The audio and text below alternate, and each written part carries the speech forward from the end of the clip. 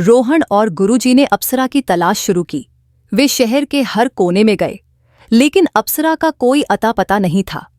एक रात रोहन को एक अज्ञात स्थान पर बुलाया गया। जब वह वहां पहुंचा तो उसने देखा कि अप्सरा वहां खड़ी है।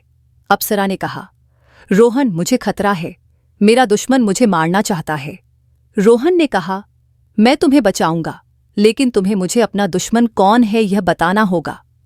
अप्सरा ने कहा, मेरा दुश्मन एक शक्तिशाली तांत्रिक है, वह मुझे अपनी शक्ति के लिए चाहता है। रोहन ने कहा, मैं उसे नहीं छोड़ूंगा। तभी एक आवाज आई, रोहन, तुम अप्सरा को नहीं बचा सकते।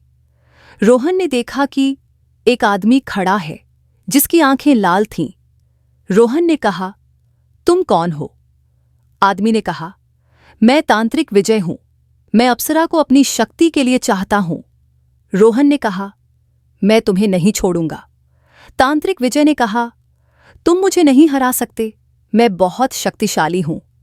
रोहन और तांत्रिक विजय के बीच एक भयानक लड़ाई हुई, लेकिन रोहन को अप्सरा की शक्ति मिली और उसने तांत्रिक विजय को हरा दिया। अप्सरा ने कहा, रोहन, तुमने मुझे बचा लिया, मैं तुम्हारी हूं। रोहन ने कहा, मैं तुम्हें हमेशा बचाऊंगा। लेकिन तभी गुरुजी ने कहा, रोहन, अप्सरा को तुम्हारे पास नहीं रहने देना, वह बहुत शक्तिशाली है।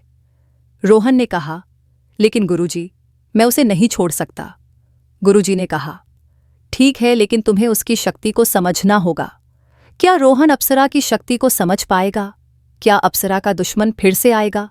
यह जानने के लिए आपको अगला भाग देखना होगा। समाप्त नहीं हुआ है, अगला भाग जल्द ही आएगा।